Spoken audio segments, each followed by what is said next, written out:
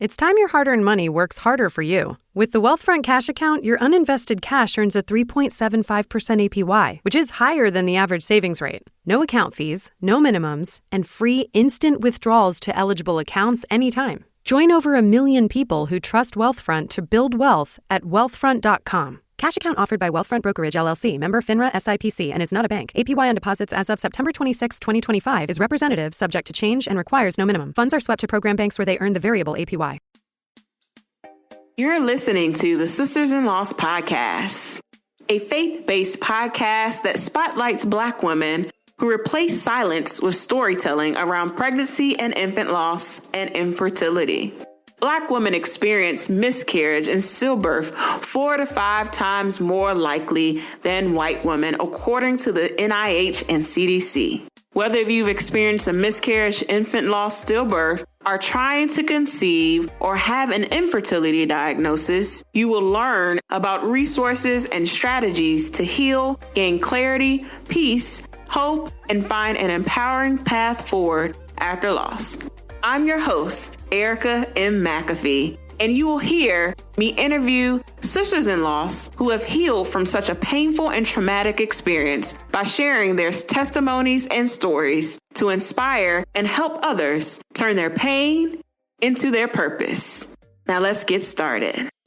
So thank you so much, Anesha, for being on the podcast. Thank you for having me. I'm excited. Thank you. Yes, I would love for you to share with the listeners a little bit about yourself and what you do. Okay, well, I am from Saginaw, Michigan. I will be celebrating 12 years of marriage with my high school sweetheart next week on the 14th, so I'm excited about that. Together, we do have a 5-year-old rainbow baby. I am also the president and founder of the Keys of Hope Foundation, and our mission is to break the silence and promote the awareness of pregnancy loss and infertility in our region. And I started that after my experience of recurrent pregnancy loss. I've experienced 3 miscarriages and 2 life-threatening ectopic pregnancies. And a lot of that came after also getting a secondary infertility diagnosis. A little bit of my backstory there. Yeah. So take us back on that journey, your journey to motherhood, and share with us your loss story. Well, we lost our first baby in 2014. In February of 2014, I actually felt like something was wrong and something was different. And so I called the doctors and they admonished me to go into the ER. And I did that. I think at that time we were a little over 9 weeks. So I went in. One of the hard things or memories about that situation was I knew something was wrong, and the amount of blood that I was losing and the coloring of it was an indication for me. But unfortunately, the medical professional just kept saying, oh, no, everything's fine. You're good. Your baby's fine. It's nothing to worry about. And it was just like a team of people who just kept coming in, but they all just kept telling me that everything was fine. And I just didn't understand that, being that I saw something different and I just felt something different. You know, as a woman and as a mom, you just feel something different and you just know something's wrong. And so I stayed in the hospital all day, only for them to come back a couple hours later in the evening and say that unfortunately I was having a miscarriage, and they confirmed that. And it was just like my world had just dropped. I've never felt so devastated. And I think the other portion to that was the fact that they just kept telling me that everything was okay throughout that whole time that I was there, only to come back and tell me something different. And so I really took that hard. But the next day I went to church, and it was so crazy because me and God, we have this thing. And so just part of our relationship. And I went to the altar for prayer.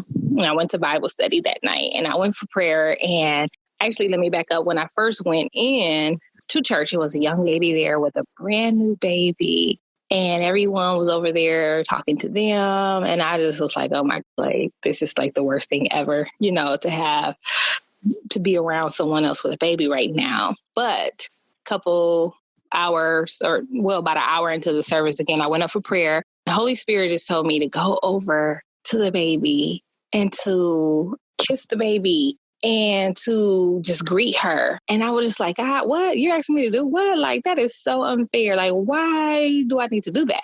However, I was obedient and I went and I spoke to the mom and congratulated her on her baby. The baby was a couple months old by then, but I asked her if I could hold the baby, and I just smelled the baby and kissed her on her little head and everything. And I was just like, okay, God, I did it, But that was just still hard for me because that was my first pregnancy that I lost, only to find out later that I was pregnant. And I was halfway through the first trimester. My levels were good. My nephew actually is the one who told me that I was pregnant. He actually laid on my stomach and was playing and talking and laughing at my stomach, and I just couldn't understand it. But he did that before with the first pregnancy. So I knew something was up this time too. So I told my husband, went in to the doctors, took a test and everything. And sure enough, everything was positive and I was doing very well. The levels were very high. And immediately after that, that's when the hormones kicked in and I was really sick for a while. But through that time, I was still grieving. It was a little hard to understand how I could still be grieving the first baby that I lost, knowing that I was pregnant with another baby. And then I began to ask God, like, if you can kind of just tell me, was it a boy? Was it a girl? I just kept asking these questions to him. And instead of him answering me, he actually gave me a dream of a little girl in a pink snowsuit laying on my bed. And this baby kept outgrowing her clothing and I kept changing her clothes. Along with my nephews, we kept just changing her clothes because she kept growing and growing. And I kept asking in a dream, like, whose baby is this? And everyone was like, oh, that's your baby.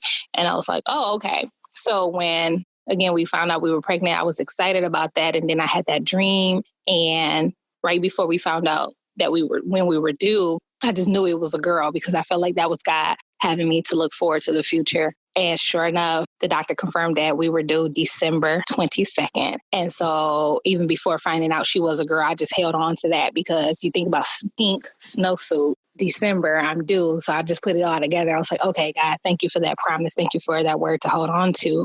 So we went on to have a healthy, beautiful girl, December 23rd, came home Christmas Day with her. So she's our Christmas rainbow baby. That was like the best time for me. I was just really excited, really happy. I really fell in love with pregnancy process and enjoyed my pregnancy with her. And because of losing our first baby, we decided that we wanted to just take our time and enjoy her, enjoy breastfeeding, just, everything that I could enjoy about being a mother at that time, not knowing that after 2 years of enjoying her, when we finally decided to get started again, having a family, we're going to have some challenges. And so fast forward to 2017. Well, we got pregnant in 2016, but in January of 2017, I had another miscarriage. So this is my second miscarriage, but also at the same time, my aunt on my father's side passes away, his only surviving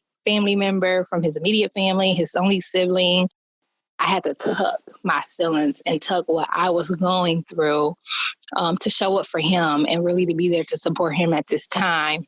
And that was a little hard to do, but I just did it. I tucked my feelings. I did share with my mom. And of course, my husband knew, and maybe a few other family members, but not that many people. And the reason why I really didn't talk about it as much is because also I didn't know anybody else who experienced pregnancy loss, who had a miscarriage or anything besides my grandmother. But the crazy thing about that situation is right before I had my second miscarriage, my grandmother who helped raise me, who meant the world to me, laid out a solid foundation for my life. She passed away. So I didn't have her support. I didn't have her here. And I didn't know too much about her situation until after that as well. She also experienced a couple pregnancy losses too.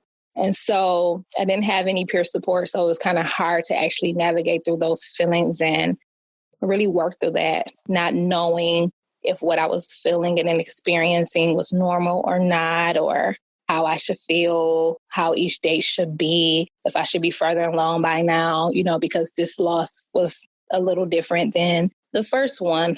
So, of course, you really can't compare them, even though they're pregnancy losses.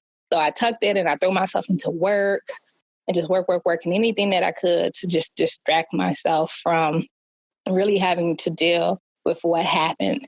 And so some time goes on. We become pregnant again in the summer of 2017. And so we're excited. I actually planned this like cool scavenger hunt for my husband and my daughter around the house to let them know that I was pregnant. I mean, I really put a lot of thought into it. I have a video of it, and it was just so cool. And we were really excited. But I started not too long after finding out that I was pregnant, I started spotting. And so I was talking to the doctors, and they were just saying, well, you had a C-section with your daughter, so it could just be some blood that has been trapped up in there. Don't worry about it. As long as it's not, that bright red color, you should be fine. But I mean, when you have experienced loss twice already during the pregnancy, you're a little bit more on pins and needles, and I sure was. I was on pins and needles, and I was anxious and nervous. So I just pray.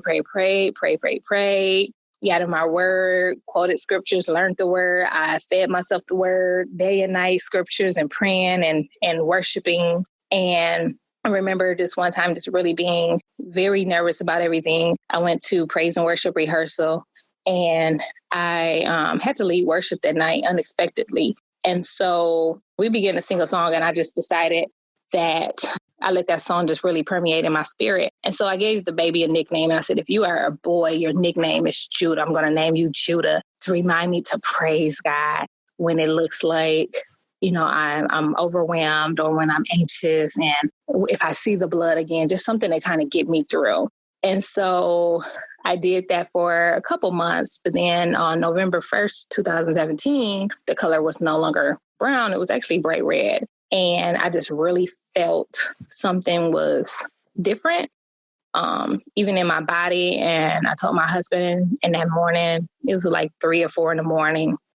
And I just looked at him, he looked at me, and we just both started crying because we just couldn't fathom actually being back here again. It's like, no, God, like I did everything the church, teaches you to do, to stand on the word, to pray, praise God, and to just really have that faith. And I did that, but I can't be losing. This can't happen again. I can't be going through this again. I'm fighting a good fight. And so sure enough, we got up hours later, went into the doctors, and he did confirm that it was actually an ectopic pregnancy. Not really knowing too much about an ectopic, he actually ended up, telling us a little bit more about that at the time, but also letting me know that it was very life-threatening, especially with how far along I was at the time and the growth of the baby, and that the baby actually could not live inside my tubes. So my only option at that time was to receive methotrexate, which is another form of like chemotherapy. It's a drug that they administer through a shot. And so we left there and went to a different hospital. And that really opened my eyes to the inequalities that Black women experience, because the lady came into the room to administer the shot, and there I am, still fully clothed, fully dressed. She barely wanted to explain to me exactly what she was going to do, but I just persisted and asked questions because I just want to know, and I know how to, speak up for myself and ask those questions, advocate for myself. And so my husband and I asked her, many questions as we could, but she still kind of just gave me just the basic information that is just a drug, and this is just what you use for an ectopic, whatever. And so she's like dressed as if she's going into nuclear war, like suited up from head to toe. And so I'm looking at her like, well, wait a minute, I still have on all of my clothing. Like, do you have a gown? Do you have anything that you can give me? And she's like, oh, no, you don't need any of that. You'll be fine. And so my husband has to hold me up so she can administer the shot. And she begins to administer the shot, and all of a sudden, just all the amniotic fluid and everything and blood just started to flow down. And so I felt it, and I just said, okay, wait a minute, this is a little weird to me. Should I be like urinating on myself? I feel like some fluid rushing down my legs. And she was like, you should be fine. I don't know what that is. Or no, just remain calm. Everything's fine. And so she continues on with the first shot, and she has to give me another shot. And so again, now it's just flowing like a faucet, just leaky faucet, just flowing. And so I'm soaked. I still have on my pants. Luckily, they were dark jeans, socks, tennis shoes, everything. And I'm just standing there looking like, well, okay, well, if you're suited and booted and ready to go, then why didn't you give me a gown or, a Depends diaper or something? Like nothing. Like she gave me nothing. And that was devastating for me because I just really just didn't understand how now, on top of knowing that this is my third loss, that this was also life-threatening to me. But then the medicine that you gave me was like a form of chemotherapy.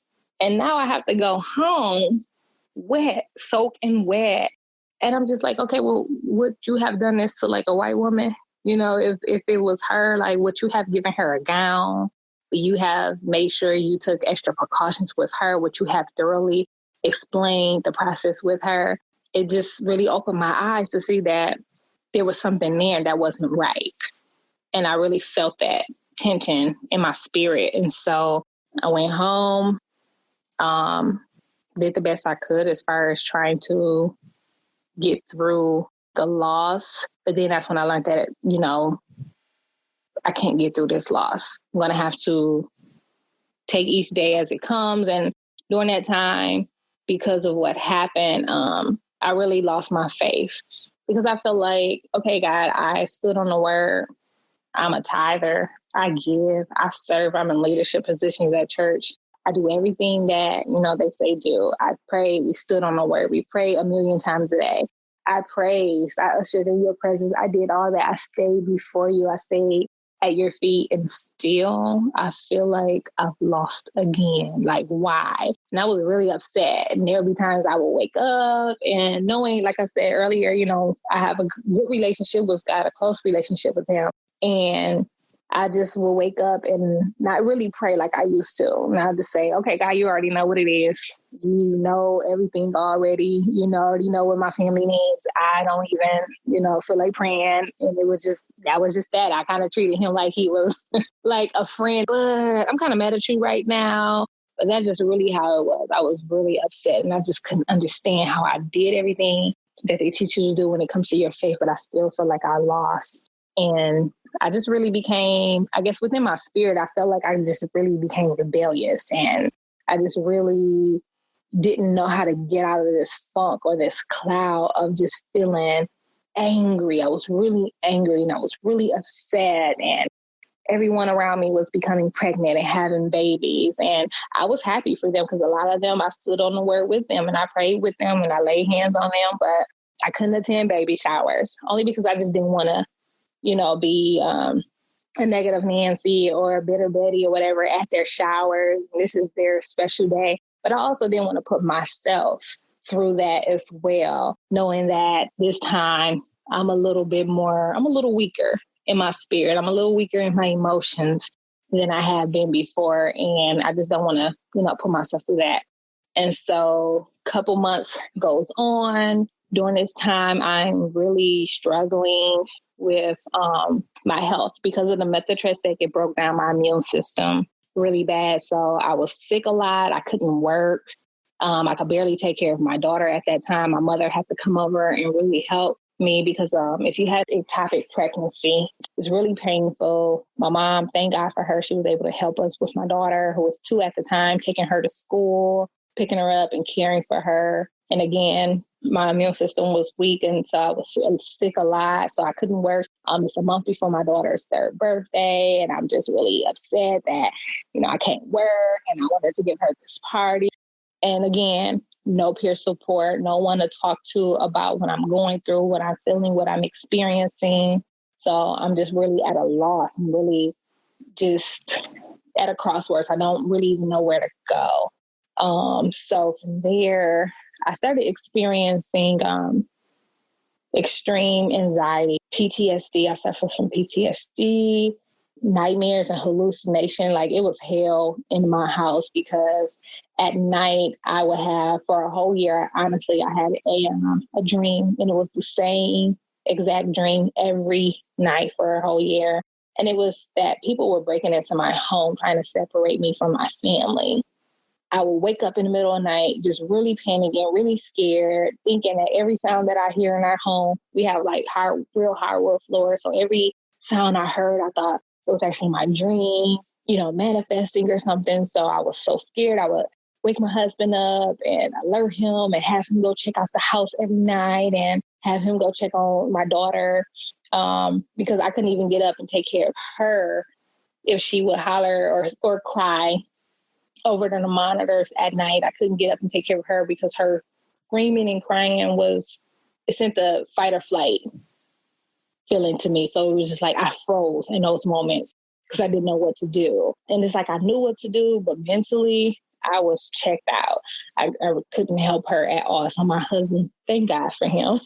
My husband had to really endure a lot during that time with me. But that's how it was in our house for over a year, having that same nightmare and just really thinking that people are out to get me. It was just really weird. I've never been there before.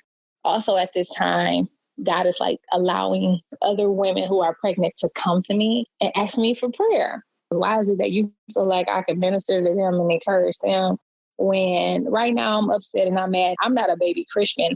I know the word, but it's just like, I don't feel like digging it up to help somebody else. But they would call and I would pray for them. And I would get off the phone and I would cry because I just couldn't understand how is it that I could pray for somebody else. And then the Holy Spirit had told me, I think it was like in February, that my brother and my sister was pregnant. And so I was like, okay, Holy Spirit, well, why are you revealing this to me? And sure enough, like 2 weeks later for Valentine's, they gave the family a box, and the box was their pregnancy announcement. And I opened it up on Valentine's Day. We're getting ready to go to dinner. I opened up the box, and it was the same exact announcement that we would have made 2 months prior to that. And I hurried up and closed the box. Thank God my daughter had just walked in the room. Otherwise, my husband was going to have to mop me up because I just was devastated. And I wasn't upset that they were pregnant. I was happy for them and excited for them. But at the same time, it's just like, it's another dagger to me, or I feel like I probably was taking a few steps forward with my healing. But then when I get these announcements or see somebody else pregnant, and now people who are close, I just really didn't know how to take it. And so from there, I actually had dealt with suicide ideation.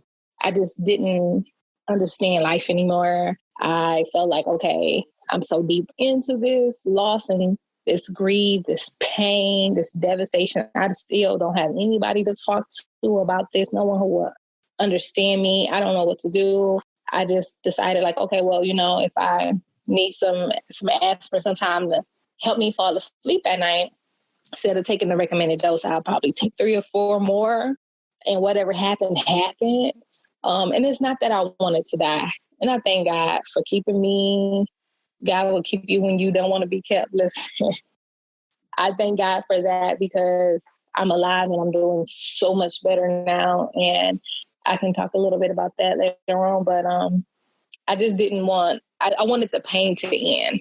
Didn't want to die. I just wanted the pain to end. And I just did not know how to get it to end, how to get it to stop. And so a couple months just continues to go on. And now we're like 2018. I want to say in May, we're in May 2018. My husband and I, we found out we were pregnant again.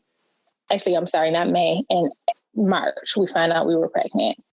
And this time I'm kind of just like, okay, I'm not going to get attached, or I don't know what to say. I don't know what to do. I'm just going to follow the doctor's orders and just do whatever they have me to do.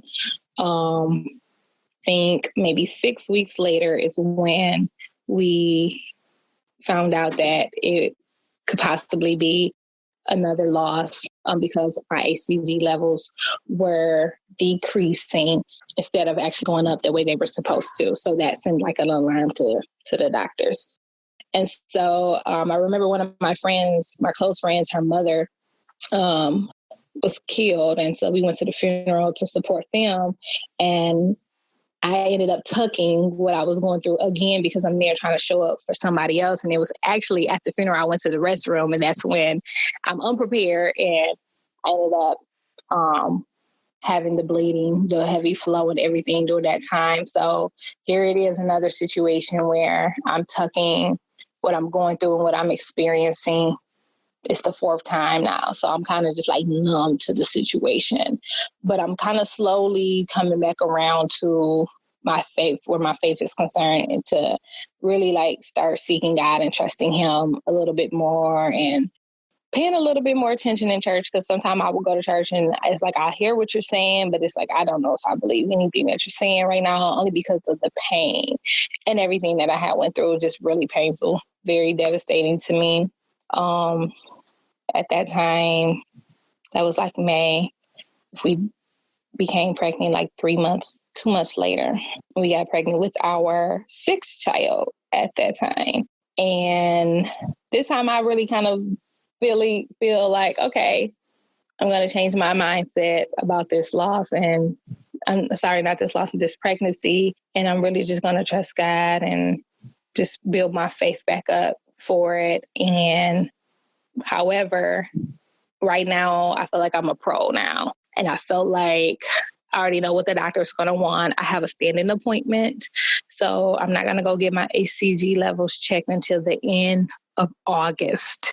I'm going to wait, because by then I will be 2 weeks past the safe zone. And then that's when I'll call my doctor and let them know what's going on. However, August 15th, which is the same date that my grandmother passed, 2 years to the date, I began to have the bleeding, and I just felt something in my spirit, and I'm just like, oh my God, like this is crazy. This cannot be happening again. Like what's going on? So at this time, instead of really focusing on the why me, God, or what's going on spiritually, or just, the blame game or anything, I really just started to take care of myself and just say, okay, I need to take it easy. I'm not going to tuck this. If this is, what's going on, I need to just face this thing head on and really take care of myself and think about myself first. And so I called the doctor and let them know what was going on. But then they told me to come in 2 weeks later. After suspecting that I had already lost the baby, they asked me to come in because my HCG levels were concerning. We went in, had an ultrasound done. I didn't understand why she wanted to do the ultrasound. The technician, my doctor, was actually at the hospital at the time, so I didn't see him. But she did an ultrasound on my stomach and couldn't find anything. And she asked if she can do a vaginal ultrasound. And so she did that, and she turned the monitors on, and we heard the strongest, most beautiful heartbeat I have ever heard. And I just lit up, because the baby Judah that we lost in 2017, the day that we found out it was an ectopic pregnancy, was the same appointment that we were going to hear the baby's heartbeat. So to me, that was just like music to my ears. Like I just lit up, and I was so happy. And I was like, okay, oh my gosh, I don't know who you are, but you are a warrior. You are strong. Like you're still there. Yes, praise the Lord. But then she's like, no, started asking me, am I in pain? And I said, no, I wasn't experiencing any pain. I actually wasn't experiencing any bleeding or anything. But the way the baby was growing in my tube, they actually said that it was starting to erupt. And so I should be in excruciating pain. And I wasn't. I was not in any pain at all. And so she called the doctor. Doctor got on the phone with me, and he said, okay, Anesha, I need you to be here in surgery. Like you have less than an hour to be in surgery to save your life, because your tube is erupting and this is not good. So I need you here like right now. Don't go anywhere else. I need you to rush over to the hospital here. And so I said, okay. It was crazy, because it's like the peace of God just really came over me. And a couple days earlier than that, I heard this song for the first time, and it's called Reckless Love. And I never heard it before, but this guy, Tim Bowman Jr., I love him. He's a gospel artist, and I heard him singing the song. And so I fell in love with it, and I had that song in my heart. And so it was like God gave me a song for that moment, for that season, for that experience. And I went to the hospital, and it was so crazy because my husband and the doctor, they're sitting on the side of the bed, and they're talking about the procedure, what they're going to do. Another lady is asking me questions, putting me into the system, doing the administration work. Another lady is prepping me for surgery. Someone else is administering some pain meds. And then someone else is asking me to sign papers for a burial or to contact the funeral home. And so I'm in a room with like 8 people just trying to prepare me for what's to come. And I'm just laying there, and the song, the lyrics to the song, Reckless Love, is just invading my spirit, and it's getting louder and louder and louder. And I'm just like, okay, God, like, I trust you in this moment. I don't understand, but I trust you in this moment. And I believe that this is you showing up in my life, and the reckless love of God. You have chased me down. You are fighting for me. And I just want to thank you for that. And I just didn't understand how I could have that much strength in that time, but I did. And so they wheeled me down, prepared me for surgery and everything. And I just began to speak to the baby and just say, you know, I'm your mom. This is how old I am. Your father, this is his name. We met at high school. This is how long we've been married. You have a sister. Her name is Sinai. And just begin to tell the baby who I am, that I love them. And thank you for coming to visit me. Thank you for being with me here on earth for this time. And I began to ask God to please take the baby's spirit before they actually went in, because I knew the baby was still alive. I heard the baby's heartbeat. So God, take this baby's spirit and give them to my grandmother in heaven to raise with my other 4 babies. And I just asked him to do that for me. And then they went and got my husband, because I just started crying like crazy, because I just couldn't believe, you know, what was going on. And so he prayed over me and calmed me down. Then the next thing I know, I woke up and the surgery was over. But when I woke up, I was tired. And it was a different kind of tired, not just the physical tired, but I was tired in my spirit. I was just tired. It was like I had a white flag, and I just said, God, I'm tired. God, I don't know what to do. I'm done. I don't have any more fight. I don't know what else to do. And then here comes this lady who was like, well, here's your discharge papers. Are you ready to go home? And I don't know what happened particularly, but I know I was just like, hey, listen, give me a moment. Like, let me get myself together. I don't know if you read the charts to see what happened and what all I've been through, but just give me a moment. And I had to really gather myself together. And fast forward maybe 2 weeks later, my nephew that the Lord had told me about earlier that year actually was born. He was actually due the same day, August 22nd, which is National Rainbow Baby Day. That's the day I lost my baby, Hope, that same day. But I was like, Lord, please don't let them have that baby today. You know, I just really need to not have this in our family right now. But my nephew was born like 2 weeks later. And somehow, some way, I got the strength to get up and get on my walker. I had a walker and a waist trainer and ice pack and everything. And I still went over there to visit my brother and his wife and the baby. And I just don't know where that strength had came from, but I know it was the Spirit of God. And I just really, really enjoyed that moment. But that just speaks to how at that time I just really gave myself to God and just really said, okay, you know what? I'm going to do this a little different. I'm not going to be rebellious like I was last time with the cussing and self-medicating. Also at the time when I was having the suicide ideation experiences, I was drinking heavily as far as just wine. I just wanted something to numb the pain, like bottles of wine, like on rotation. That was just that. That's all I could use to kind of help me in that situation. But this time I said, God, I'm going to throw myself at your feet and I'm going to seek you. And I surrender all. I just give you everything. I don't understand. I don't know what's going on, but I trust you and I need a word from you. And sure enough, while I was on recovering from bed rest, I got a hold to a woman's conference, and it was Sarah Jakes. It was her conference, her first Woman Evolve conference. And she began to just say that everything that you're going through and that you're experiencing is because of generational curses, and God has a purpose and a plan for you, and you're going to break down these generational curses. And it's because your mother couldn't do it. You don't want your daughter to fight it, but your grandmother struggled with it. And when she said that, I know that was the Spirit of God speaking to me, because that is exactly my story. My mother never experienced pregnancy loss.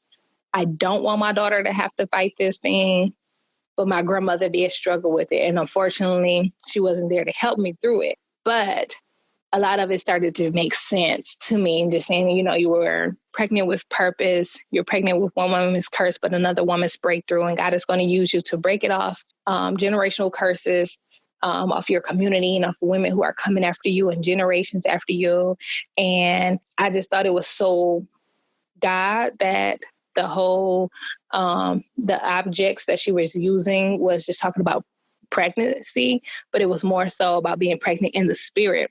And so I just knew that God was speaking to me and was telling me that everything that I had experienced was not necessarily for me to have a dead end or anything like that, or to be done with, but I have purpose, and that there's something that he's going to do in me and through me because of what I went through, to birth it off of other women in my community and my family and generations to come. And I just said, okay, God, like Mary, if however it is, be it unto me according to your word.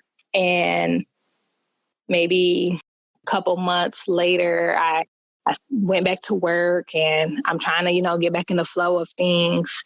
Physically, I'm doing better. Physically, I'm doing better mentally. However, I began to start to see where I'm spiraling a little bit, because I think maybe I moved a little too fast.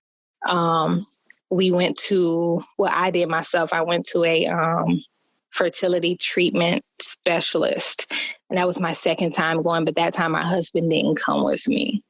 And that was kind of a hard appointment, because the doctor was very brass with me. And here I am in this appointment talking about IVF treatments and to see if this was an option, and I wasn't covered. My husband wasn't there with me to protect me, and I was fighting back tears. And I think everything just all of a sudden started to catch up with me. And I'm looking at these scars from this laparoscopic surgery and thinking to myself, like, okay, how am I beautiful to my husband? Am I beautiful to my husband? Does he still love me? Does he still want me? Like, I got all these scars on my body. How could he care? I didn't want him to see me. I didn't want him to see my body. I didn't want to be connected to him or anything. It was just really weird. And I just also said, hey, I understand that if you want a divorce, I understand, because I feel like I failed you as a woman 5 times. I felt you as a wife. I felt myself as a woman. I just was really, really down on myself and really didn't understand, how to move forward. Even though I know I got a word from God, I still had, these emotions and things that I was dealing with.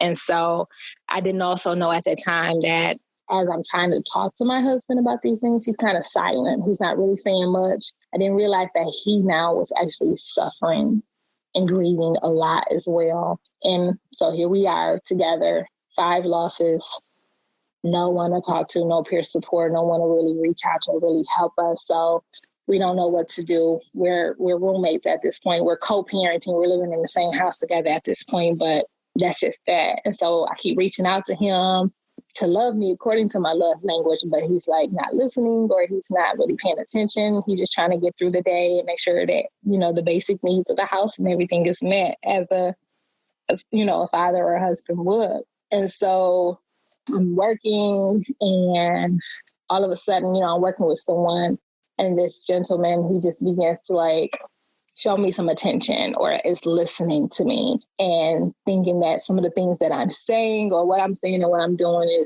is catching his attention. And it's a little weird, because it's like, okay, I've never had conversations with someone before. And now that this person is actually taking to me or complimenting me, and the compliments kind of started making me blush a little bit. And I was like, okay, wait a minute, you need to check yourself, because this is so left field.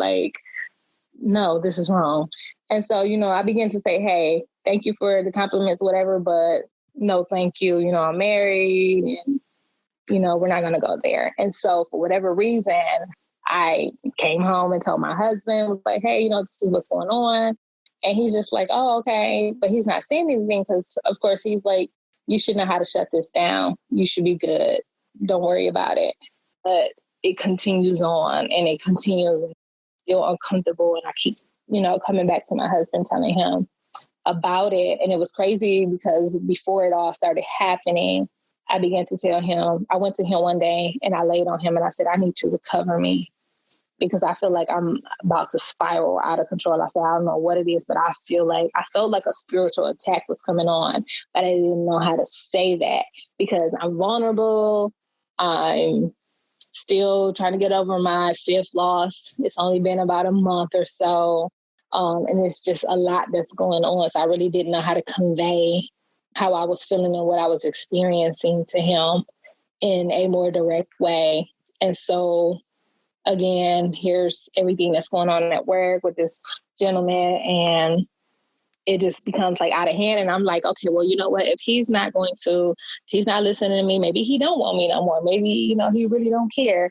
I felt like I didn't have anything else to lose. So I was like, okay, well, you know what? This is exciting to me. This is different. I've never flirted back with anybody else before. I've never experienced this. So, okay, well, I got one foot in. So I might as well, flirt back, whatever.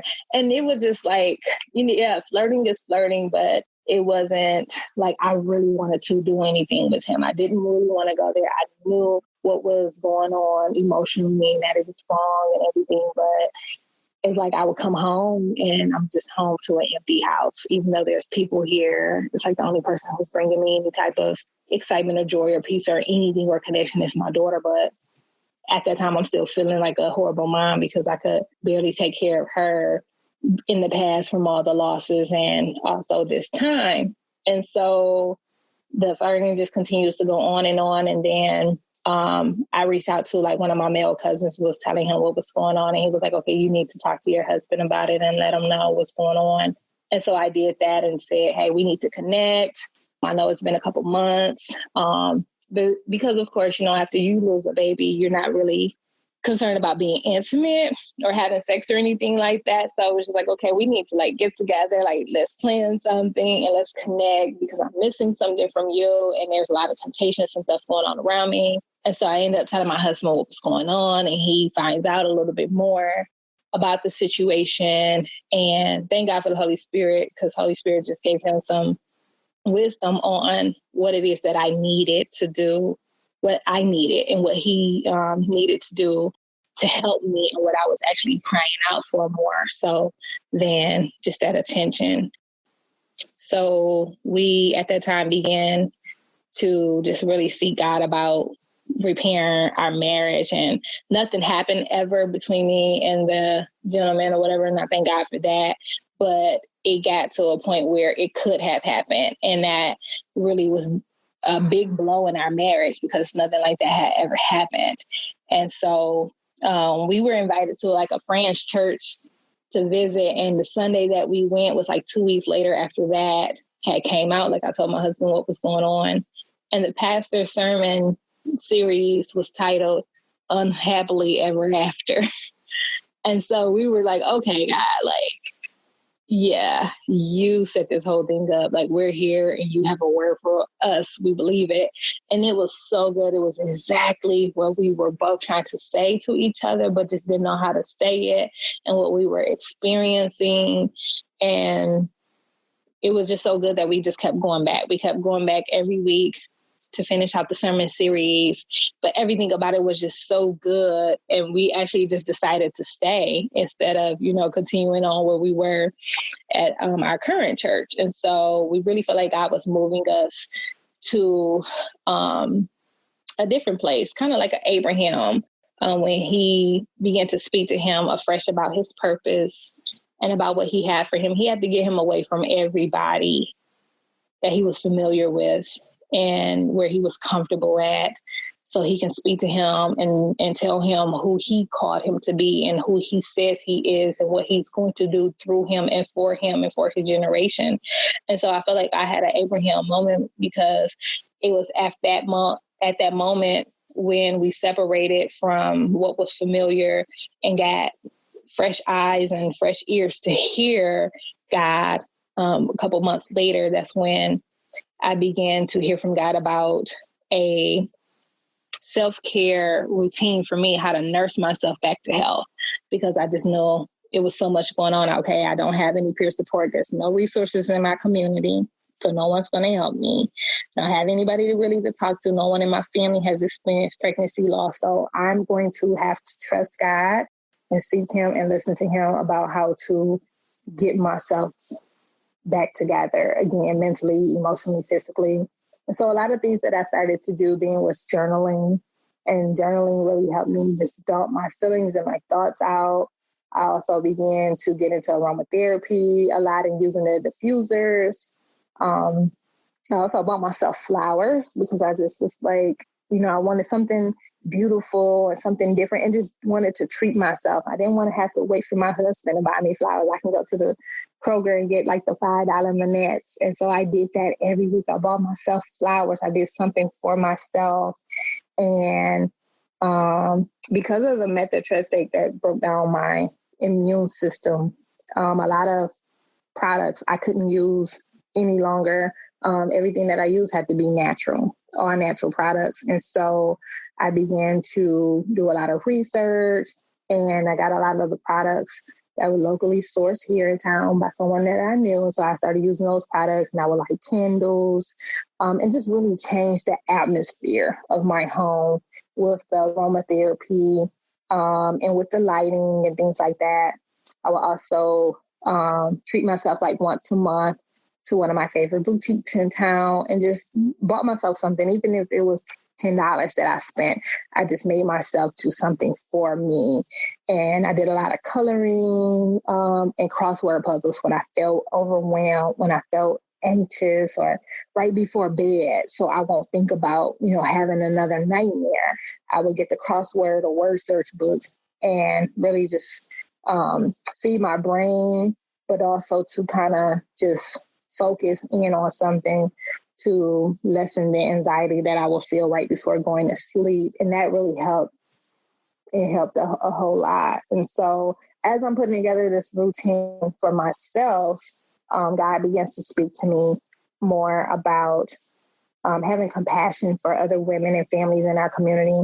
Because if I'm going through this and I don't have any resources, then how many other women in my community are also experiencing pregnancy loss, and maybe not too bad to the extent that I was, but at least on some level. What about those women? Who's looking out for them? Who's supporting them? Do they know what to do? Do they have anybody to talk to? How are they nursing themselves back to health? Where are they at in their faith and their friendships? Because when I was going through my losses, I did have some friends who actually didn't know how to show up for me. And I walked away from some friendships because I saw who was really for me and who wasn't. And two of my closest friends, they lived out of state at the time, but they would show up, they would fly home and just get me out the house and come see me. They would call, they would text, but they called more than texting. They were very personable. And a lot of the conversations was not necessarily about me. It was just, hey, let's just talk. I want to hear from you. I just want to know what's going on. And I really appreciated that because they weren't married. They didn't have any children at the time, but they showed up for me versus the friends that I had here in town that I would see. They didn't really show up, for me or put in the effort. So I really appreciated that. So I began to just think about all of that. And I came across a post on Instagram for a infertility walk of hope. And so I just began to ask God, like, why doesn't something like that exist here in my community? If it was here, then I would go, but it's in Florida, I'm not going to be able to attend that. But I just kept going back to that post. I was drawn to it. And the last time I had went to it, I proposed the question again to God and asked why something like this didn't exist. There's walks for all kinds of other diseases. Why one for infertility here in my, community. And he said, well, it has yet to exist because you have yet to create it. And I was like, oh, okay. Okay. What does that mean?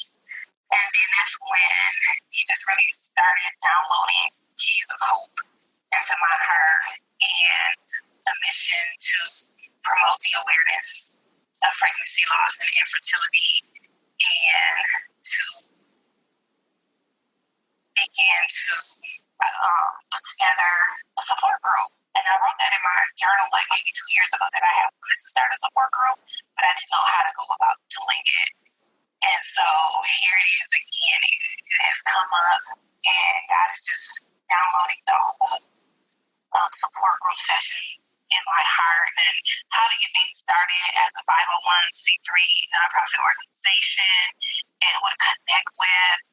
And he literally sent me like all my board members. He sent them to me. And April 2019 is when we launched. We actually launched April 24th. I think the week of the 17th is like National Infertility Awareness Week. And so God began to speak to me about launching it that week. And I just really didn't understand. I think it was something else going on in my spirit at the time. I was just trying to understand how significant that week was, that it was something more to it than just launching it National Infertility Awareness Week. And then I was going through some paperwork and I looked and saw that April 24th was my due date with our baby Hope that we had lost. And so I said, okay, I'm going to launch it April 24th, 2019. And I'm going to share my story. I'm going to be brave and launch this video and launch this website and just everything that I'm doing on the same day that I would have given birth to my baby. Instead, I didn't give birth to a baby. I gave birth to purpose. And it has just been mind-blowing, the things that God has done through every cohort, every session, every person that's come through our support group, the outpouring of love from the community, and just so many women that have reached out to my husband and I, and the couples who reached out to us for support since we launched that. And so that word that I got back in 2018 about breaking the generational curses and standing up for other women and being there for them, being pregnant with another woman's breakthrough and purpose really came into manifestation right after that. So now I'm just doing Keys of Hope and focusing on that. And then also now adding birth and bereavement doula services to Keys of Hope, because a lot of the women who come through our sessions will go on to have subsequent pregnancies, and how much more will they need support after losing a baby. I know exactly how they feel, the anxiety, the stress levels that could be there. And so being able to be a birth support doula for them will really be beneficial for them, especially after they've come through our support group and got the Keys of Hope to get themselves back to a place where they can believe God and trust God to have more children. Then me also offering that service for them will just be another level of benefit for them and just another hope step for them in their life as well. So that's a little bit of, or all of my story pretty much. Man, Anesha, oh my goodness. You took us on a journey and a ride, and you're sharing your story. And I'm so grateful that we connected through Instagram, and you were a part of the first cohort for the Sisters-in-Law's Birth and Bereavement program. And I'm so thankful that you were able to take that and now be able to offer those services to your community and be certified. Yes, Lord. Get you certified. Yes. I would love for you to share about just this transition that you've done. I mean, really, you have gone from, several losses, going through infertility, and now being able to turn your pain into purpose. What does that feel like? And really, how does that work? For a lot of our listeners, as you know, we go through this and we really don't know what to do with this, right? So can you share with the listeners just how you have really turned your pain into purpose now in becoming a doula? Yes, well, actually, before I even began to experience the recurrent pregnancy losses, after I had my daughter, a lot of women, Black women in particular, they will reach out to me and ask me for support during pregnancy. We were pregnant at the same time. They would ask me for support during the pregnancy. So whatever I learned through my birthing education and just the fact that I do a lot of research, and I did when I was pregnant and even through the losses. So anything that I learned, any articles, any videos or webinars, anything I came across, I shared with them, and I would call them and we would have discussions about it. And I would admonish them to write certain things down and how to advocate for themselves and speak up for themselves when they go in to have their babies. And then even after having my daughter, I breastfed her, and that was just like the most amazing experience for me, and I loved it so much. And so I'm such an advocate for breastfeeding and Black moms breastfeeding. And a couple young ladies again reached out and was just like, I'm breastfeeding my baby, but I feel like I want to give up. But I was like, no, don't give up. This is what we're gonna do. So I would put together a little plan for them and have like weekly check-ins or daily texts. And so I pretty much provided them with that birth support and some postpartum support and some tips on lactation support. Not certified, but I still, provided them with that support. And so when I saw that you were offering the training, I just really actually God sent me down because I saw the email so many times, but I thought about the fact that I didn't live in the same state. And I thought it was more of an in-person thing, especially during the stay-at-home orders, COVID-19 going on. And I just didn't understand how that would work in my schedule and if I could do that or not. And then Holy Spirit sat me down, I think like 2 days before the due date, and really had me look at the email, and I began to read it.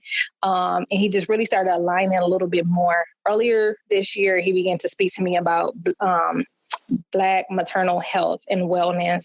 And as I shared with you, some of the inequalities that I've experienced being in the hospital and with medical professionals, how important it is for someone to speak up and to advocate for Black maternal health. And so I participated very heavily in Black Maternal Health Week in April. And then again, I'm just doing a little bit more research and more research. And then when I read the email about your training, and Holy Spirit sat me down, was like, okay, you need to pay attention to this. And I shared it with my husband. We talked about it, but I really feel like it was God pulling me to do it, and that it was all coming together of how he wants me to introduce this into the community and begin to speak to the young women in our community and the Black women to come together and create a wellness team and to actually start doing it under Keys of Hope. And so he actually just reminded me, I had totally forgot about it, how I did offer all of that support to those young women over the past 5 years. I just took it as me just being nice and doing something for them because they reached out to me to do it, and I had the resources and the heart to do it. But he just began to show me how it was a full circle moment that he's restoring me back to that same position, but this time to do it with the certification and also to add to our mission the importance of Black maternal health and maternal health overall. And just being able to offer these doula services to these women, because I honestly do not know of any Black women doulas in my city where I'm from. If there are some, I don't know anything about them, but I'm very involved in my community. with several organizations, my sorority, Sigma Gamma Rho, with Junior League, and a couple other things heavily involved in my church. So I know a lot of women in leadership and many connections, and I've never come across any woman, or especially a Black woman, who's a doula. And so I know that this is so needed. I look at the websites a lot for funeral homes, and there's a lot, at least like 3 babies that pass away every month, Black babies, Black infants who are dying. And so we're trying to connect with these mothers, and a lot of them are young mothers. And so I just really have a heart to want to, connect with them and to educate them on self-advocacy, maternal wellness, the options that they have, and just wanting to be there to stand up and speak for them and just to educate them and support them. And so when they do become pregnant, I want to support them through their births and make sure that I can add to helping bridge the gap or bring about a solution so we won't have a lot of these maternity mortality rates. Black women, they die at 3 to 4 times more than an educated Black woman dies at 3 to 4 times more than an uneducated white person. But we know that it's all down to, the systemic racism and everything. And so I know what I went through in the hospitals just with the pregnancy loss. So what about those women who are uneducated and the women who come from a different socioeconomic background than I do? Even though I have a degree and my husband and I have very good, thriving careers and businesses, and we're continuing on our education. Not everyone is in that same boat, but even those are the women who are dying at that rate, the 3 to 4 times more. So I just really want to use these services to be able to just give back to my community in whichever way that I can. And I know that adding this already to the bereavement part of what we do with Keys of Hope, with the women who come through, who's experienced their pregnancy loss, just being able to be there for them and help them when they go on and have their babies, I know that it will just be even more beneficial. So were there any tools or resources, books, things that you use to help you throughout your recurrent losses that you can share with the listeners? I don't remember exactly like one book or anything in particular.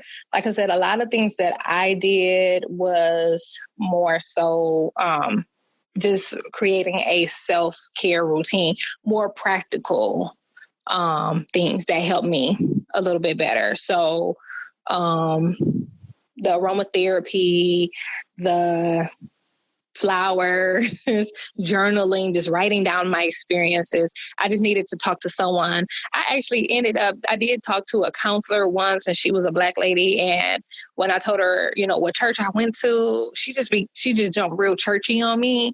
And so I'm sitting there in the counseling session and I'm just looking like, sis, like, I'm not here for church because I could have went to my pastor. I need some practical advice. I need to know how to live again, because right now I'm not living. I'm scared. I'm hallucinating. I'm losing my mind at night. I'm having nightmares. I just need something to help me. And it just never really struck me to actually get any books or anything like that to read upon.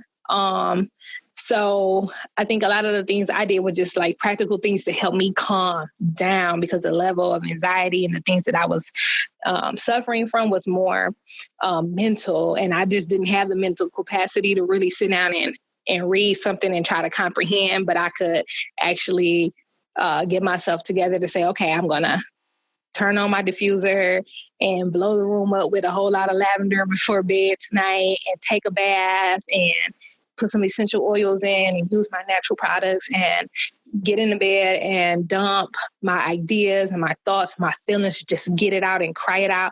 That actually helped me a little bit better, more of the practical things. And it was only after maybe around last year is when I did start looking up articles and finding Instagram organizations on Instagram, such as yourself and Sisters in Loss, to actually begin to follow And that really helped me. So a lot of your podcast and that helped me a little bit more. I really enjoy like listening to the podcast more than just actually reading the tools. Other than that, the only other books that I had was just coloring books and crossword books. So everything I did was more so self-care, and I had to nurture my mind, get my mind back to a good place. Because sometimes I couldn't even make a decision about what my family was going to eat for dinner. It was just too overwhelming. So my husband had to really like take over where that aspect was concerned. So I knew that that's what I needed to do. But I know there are a lot of different books and organizations such as yourself, and a couple other articles and things that are out there. I think they're on my website that I have them on there. I can't think of any particular other than that. And just food, I did change that. I did pick up, because of the secondary infertility diagnosis, Tia Mari Hardrick, I believe that's how you say her last name. Tia Mori Hardrick. She has a cookbook because she actually struggles with endometriosis. And so I did read a little bit more about her story, and I followed her and her cookbook and her recipes to help with the nutrition side of the infertility as well. And so those are just some of the things that I did. Awesome. So what encouraging words can you leave with our listeners? As you know, we are in the middle of a pandemic as we record this podcast, and we are living in a time of uncertainty where, you know, a lot of people's fertility treatments have been canceled. A lot of women are pregnant after losses, and they may be feeling some anxiety or some fear on top of the possibility of giving birth during a pandemic. So what encouraging words can you leave with our listeners during this time of uncertainty? I would just like to say that I know that these times are uncertain and they can be a little scary, especially with everything that's going on top of, you know, even with the protest with honoring George Floyd and Ahmaud Marbury. It's a lot going on. I understand that right now, but just try to do what you can to keep yourself grounded. If that means not getting on social media and availing your spirit and yourself to a whole lot of different voices at this time, just try to hone in on what you need and what's important. I will say that Sisters-in-Laws and your podcast is very encouraging for those who may have experienced a pregnancy loss, is to come on and to listen to other women and their stories and find out how they survived and what they did to help themselves get through their pregnancy losses, to gain some type of support. Because right now, you know, we're social distancing, and I know that's hard for a lot of people because we can't connect with people, but at least getting on a podcast, or if you are on social media, is finding those quality, encouraging organizations and sources that you can listen to. But you have to kind of just know what you can and what you cannot take. Journaling always helps me. I journal to this day. So just dumping out your feelings, writing those things down, especially during this time. Go back and just write down your journal, writing your journal about your journey from the beginning, what it was like being pregnant during COVID, what it was like delivering during this time. So you can actually go back to it some other time and just see how God did walk you through that season. I'll also say that during this time, to learn how to advocate for yourselves, how to speak up for yourselves.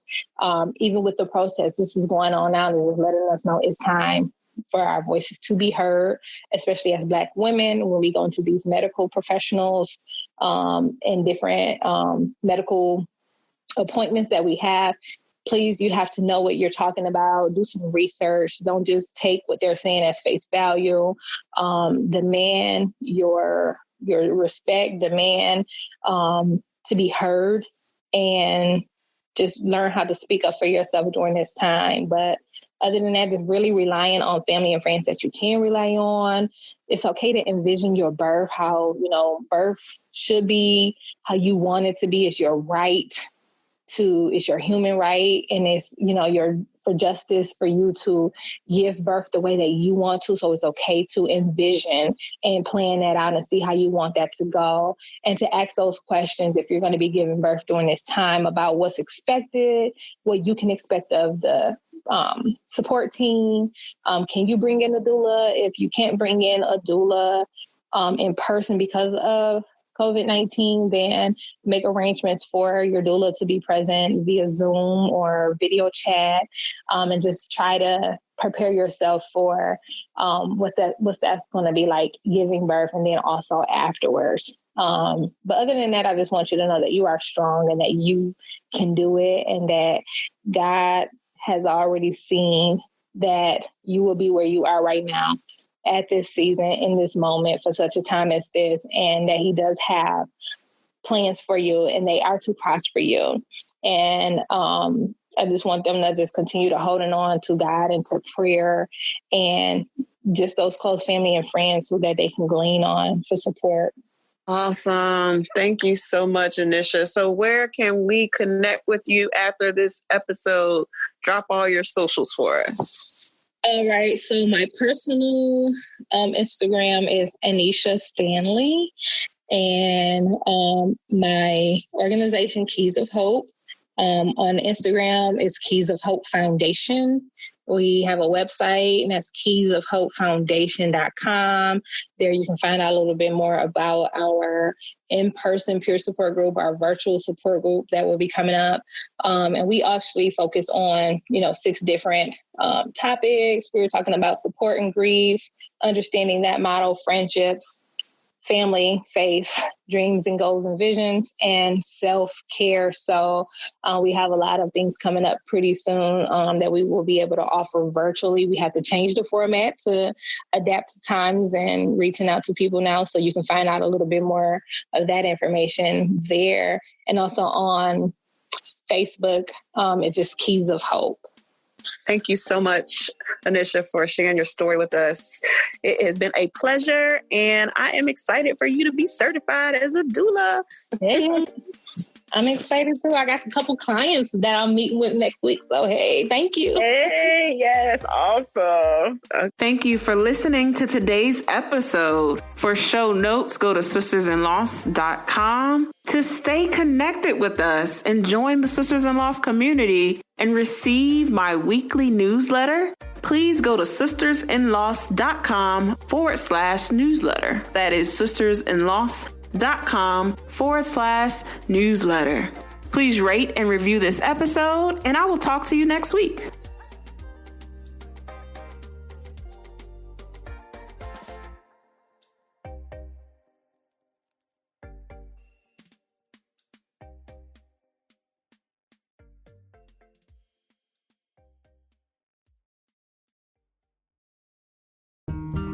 Life is full of big deals. Starting a family, buying a house, and if it's a big deal for you, it's a big deal to us at 4-Leaf Federal Credit Union. Get support from our knowledgeable and friendly team and feel ready to take on the big moments in your life. Learn more at 4leaffcu.com. 4-Leaf Federal Credit Union. Let's money together. Federally insured by NCUA Equal Housing Lender.